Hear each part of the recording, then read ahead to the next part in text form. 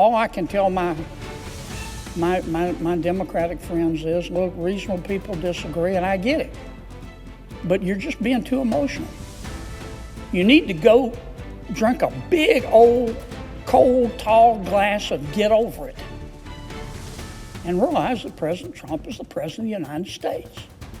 Don't shut government down because of it. Reserving the right to object. I think the answer is to pay more people, not less people, to try to get through shutdowns without having people go without pay who are doing their job. Now, the proposal was made, and I just simply made a proposal that would pay everybody. And so the senator from Louisiana has objected to paying everyone.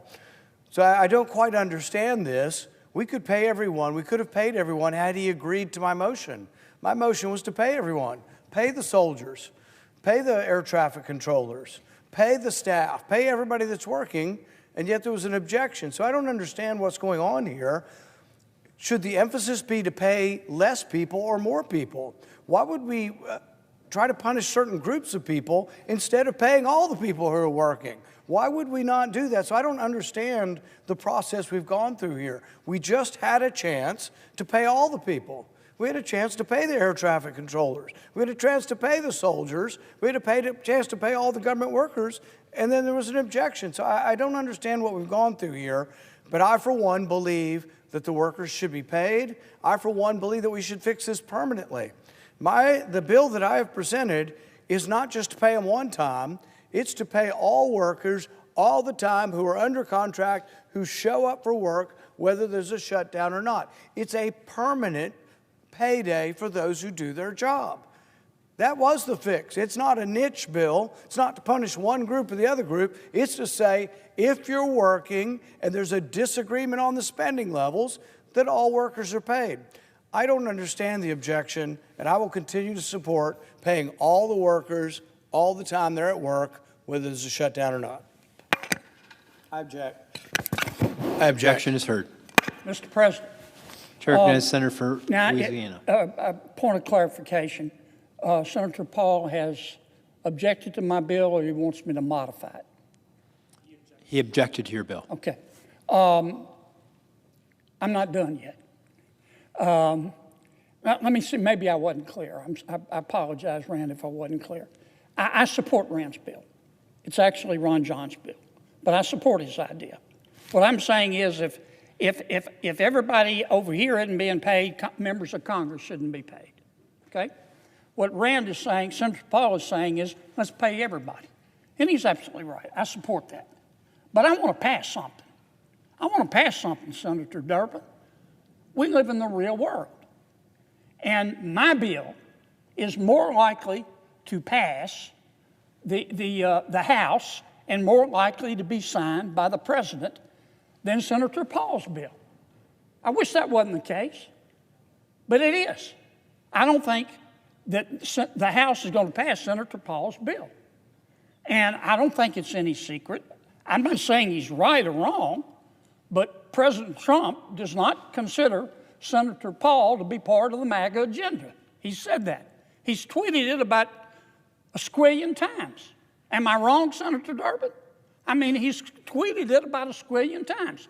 And he's going to veto Senator Paul's bill because his name is on it. He's going to knock it to Uranus. He's going to knock it into a new zip code. And then what have Rand and I done? We put on a pretty performance. I want to pass something. Now, I tried to pass my bill preventing members of Congress from being paid. And you can pretty it up all you want to, but Rand objected. And I'm not judging him. I'm not judging anybody who's taking their salaries. I'm not taking mine, but I'm not judging anybody. But what's good for the goose is good for the gander. And you either think members of Congress ought to be treated like everybody else, or you don't. You either think that we're more important and smarter and more virtuous than the American people, or you don't. And I think we ought to be treated the same. Now, having said that, I said I agreed with what Senator Paul said. I'm just worried his name on the bill is going to get knocked out of the park. So I'm going to put it in my name. Let's do what, it's not Senator Paul's bill. It's Senator Ron Johnson's bill. And what Ron John's, we call him Ron John, I'm sorry, Senator Ron Johnson from the wonderful state of Wisconsin. What Senator Johnson has proposed, and I've voted for repeatedly, says, look, if you're deemed an essential employee right now, you're working, but you're not being paid. Senator Johnson's bill says, we're going to pay you. I voted for that. It also says if you're furloughed, if you're deemed to be non-essential, then you're not working, but you will get paid once we come out of this shutdown. Does that make sense? That's what Senator Ron Johnson has proposed. And as I told my good friend Senator Paul, I agree with him. Senator Paul's name is on that bill. It's going to be vetoed 6 ways to Sunday. I'm going to try to put my name on the bill. Maybe it'll get passed, maybe it won't, but I think I have a better chance than Senator Paul. That's just my personal opinion. It's not meant to be personal. So, for that reason, Mr. President, I tried a third way. It's not my preferred way, but we got to get out of this mess. I ask unanimous consent that the Senate proceed to the immediate consideration of calendar number 191 S302, which, as I've indicated, Mr. President, I think we've got a chance to pass the House with it, and I really don't think President Trump will veto it if I explain to him it's Senator Ron Johnson's bill. And I further ask that the bill be considered read a third time and passed, and that the motion to reconsider be considered made and laid upon the table. Is there an objection? Mr. President. Chair recognizes the senator from Washington. Thank you, Mr. President. Reserving the right to object, let me just say this. We should make sure that every federal worker gets the paycheck that they are owed. And the right way to do that is for Republicans to finally join us and get serious about passing a bipartisan CR so we do reopen the government and prevent healthcare costs from exploding.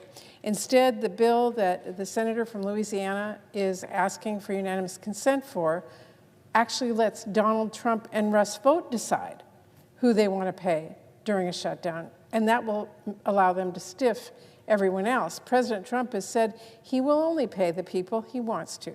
He literally said, and I quote, "We're going to take care of our people. There are some people who really don't deserve to be taken care of, and we'll take care of them in a different way," unquote. This bill would actually let Trump do exactly that.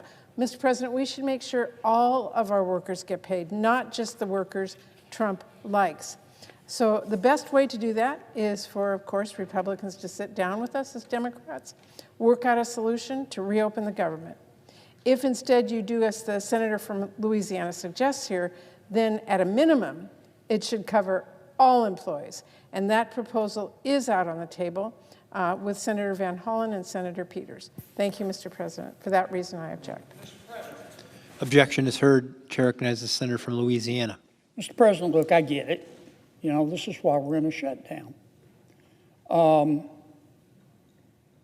I just proposed a bill, was my third choice, but it's better than nothing, to say everybody gets paid.